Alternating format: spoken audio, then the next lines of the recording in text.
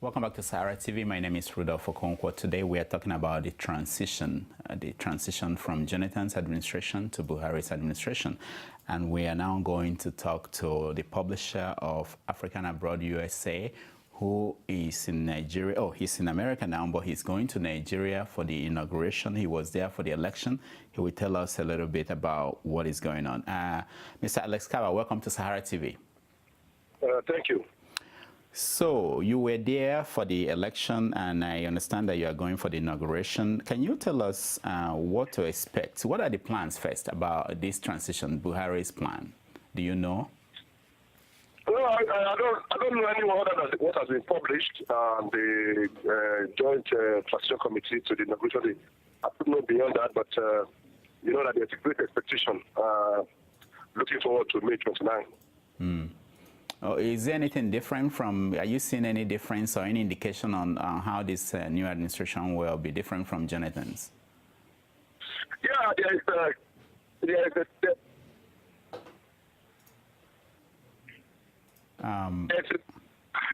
Go ahead. Your line is not very clear. You're in New York?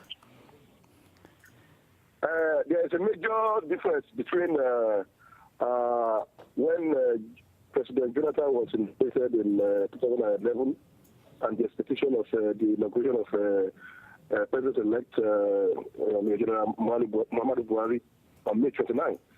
A lot is expected from him because of the lax attitude of the last government or the current government that is going out. So people are feeling that there will be a new injection of life into the Nigerian polity with the inauguration of the president-elect. The president-elect, Buhari, has he said anything that gave you the impression that this will happen?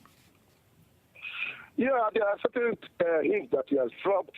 Like, for instance, the one-top corruption in Nigeria that has really made people wonder, where now this sort of billion missing, they are not saying trillion missing.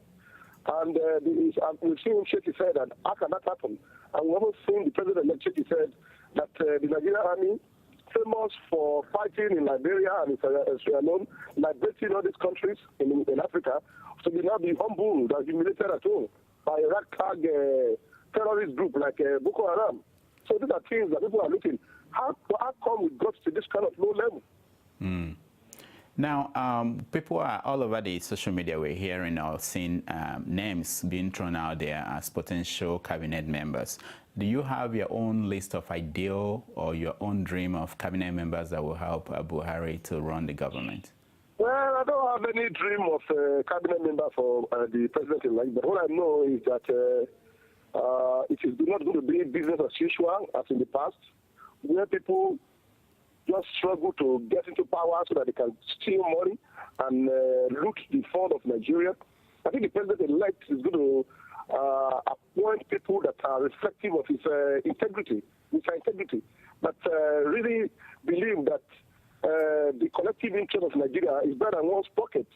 So we have a trust in him that he's going to do Nigeria very well, because at 72, the legacy he can give to Nigeria now is to return to zero tolerance for corruption.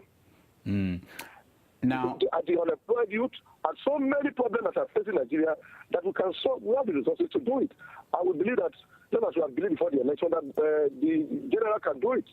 That's why the followership is so strong, and it's people who are rooting for him cut across all tribes.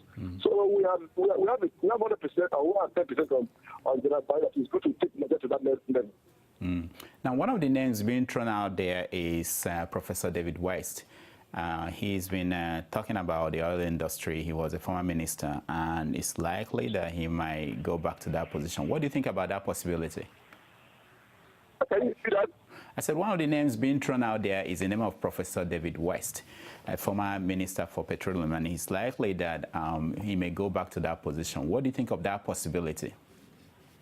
Well, I'm not able to to speculate on particular candidate or particular appointee. I'm only just going to say that from what President Obama said, it's going to put people of dignity, it's going to put people who can really move Nigeria forward, people who will look at the Nigerian people who are suffering and say, hey, if only me, if I steal this money for myself as they are doing in this PDP rule government now, and everybody else is suffering.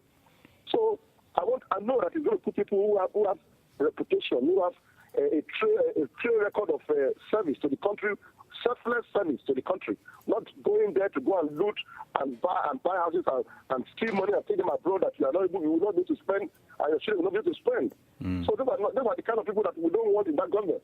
People that are going to come there and say, Jesus, I'm there to serve, not to come and serve myself. I like what you said, people we don't want in that government. Your newspaper this week had a pullout on Bola Tinubu where you described him as a one-man forest, I believe. What do you think his role will be in this administration? Can you repeat the question, please? No, I'm saying that your newspaper this week had a pullout on Bola Tinubu, and I want to know, what do you think, considering the role he played in the formation of the opposition, what do you think his role should be in the Buhari administration? I think the response that the respected Tinubu gave to the writers, he said that he's a hunter of talent. You know, he's a hunter of talent. And he has seen what he did in Lagos. He has seen that he's able to spot talent and that they never disappoint. So that's why we are very happy for the consistency of the actual Tinubu, consistency in being a progressive, of not going to go from one party to another like a prostitute. Actually, has always been progressive. You know, he never changed party. He has always been the bedrock of the progressive movement in Nigeria. People are saying, oh, Actually, they don't like him because people are making allegations against him. None of them have been able to prove any of the allegations against him.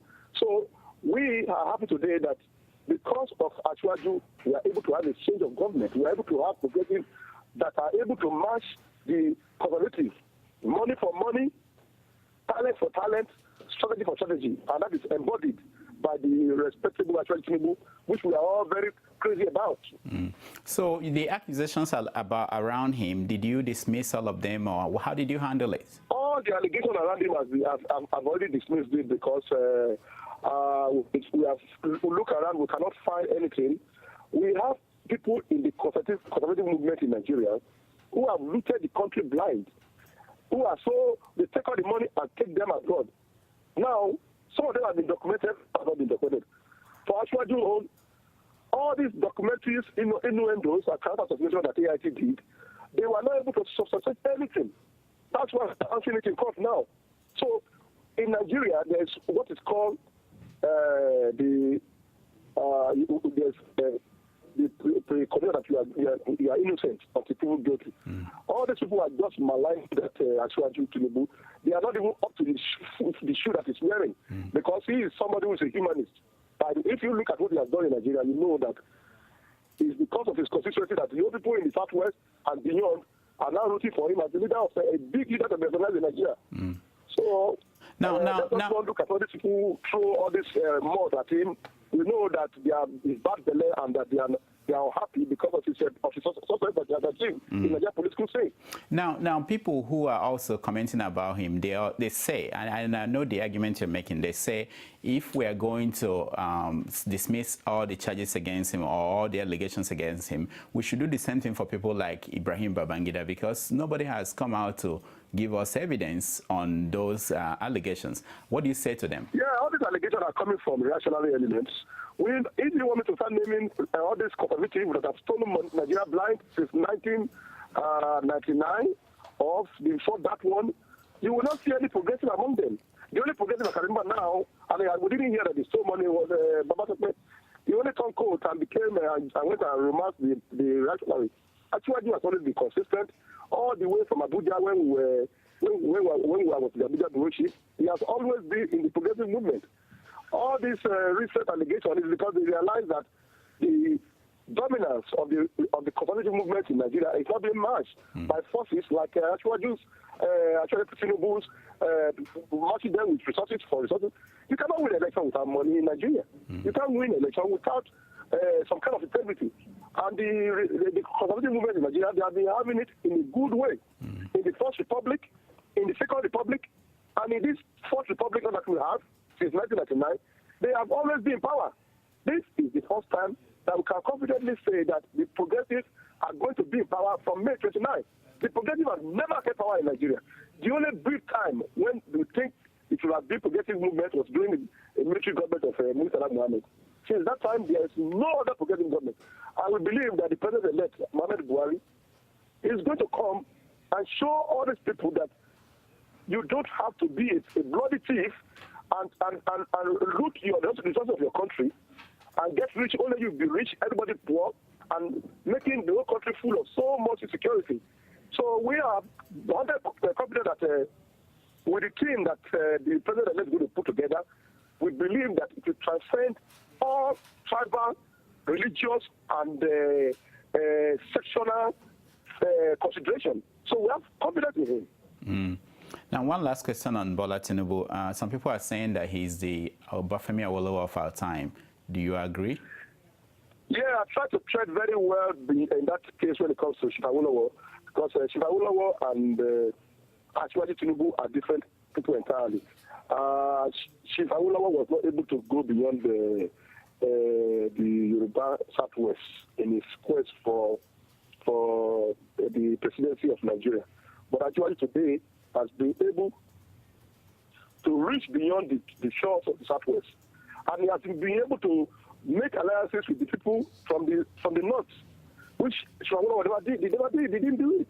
But so you see, this is the difference why people are now saying that she was in issue very kind to him, because his alliance with Buhari and other forces has deepened the country called Nigeria, so that we can know that a son of a Yoruba land can also support a Fulani general, or ex-general, to make Nigeria move forward. So that's why it's different from Shawara. Now, you are from the Niger Delta, and some people in the Niger Delta, they are saying today that there is this conspiracy between the Yoruba and the Hausa against them. What do you say about that? Let me tell you something. As an Roman from the Niger Delta, they are talking bush, they are talking book crap. All the years, 6 years that President Jonathan was president, what did he do to the Niger Delta? Is it just to hold power? It's from my village, or what is the accomplishment of that he did? We are not talking about all those fractional things. We are talking about those who can make Nigeria move forward. When I get to Nigeria, we don't need battalion to move, banana police to guide you as a minister. All these governors and ministers in Nigeria, when they come to New York, they don't go around with police, because the social problem has been solved. In Nigeria, when you see a minister, he's going to come with battalion of police and soldiers around him because of the insecurity that bad government has created in Nigeria. So they come to America and they see that this is how things are done. So all those people in Nigeria who are thinking that, oh, Jonathan is from my area, I'm from Jonathan area, I'm from I'm a Roman, we didn't benefit anybody in the Urubu land, in Delta State. Jonathan was only benefiting a clique that a couple of ex-militants who had him hostage, and they enriched themselves. Go to Bayelsa State, go to that Yenagua road, go to the east-west road that I passed when I went to Nigeria last month. They are all bad roads. And that is Jonathan's backyard. So all those people who are thinking there was any conspiracy, there's no conspiracy. This conspiracy, if you will call it that, is to how to make Nigeria to be better, so that it will not be a laughing stock of the world. Okay, one last question. I know that on May 29th, you'll be in Nigeria for the inauguration. So what will you be looking forward to when you get there? What kind of events are you expecting to see? Well, when we get there, we are looking forward to the celebration of the transfer of power to progressive. We are going to, and we'll be in Abuja to celebrate it, and we are going to celebrate the defeat of ethnicity and tribalism, and we are going to celebrate the defeat of share the money, visionless government, and government of division. And all those are the things that we're going to celebrate Nigeria. We're going to celebrate a new Nigeria, where people can actually start seeing all this youth, and they will say, I don't want to go abroad. There are opportunities here in Nigeria. Because every youth of Nigeria, they want to go abroad to see what's going on in the Mediterranean Sea. Many Nigerians are dead, dying in that sea. It's because of of the it's a back of the bad government back home in West Africa that you see all of them going, risking their lives to go to Europe. But if a good government is in place, there will be no reason for you to go and risk your life because you want to emigrate to Europe. So that's what is going on again today. And we are hoping that the government of General Buhari will stop all those kind of mass immigration to death in the Mediterranean because of bad government. And we cannot remove that Jonathan is complicit in that kind of problem that we have in Nigeria in the past 6 years. All right, Alex Kabba, thank you so much for joining us. Thank you, sir. Alex Kabba is the publisher and editor-in-chief of African Abroad USA here in New York City. When we come back, we are still going to talk more about the transition, and we will hear your own viewpoint. Stay tuned.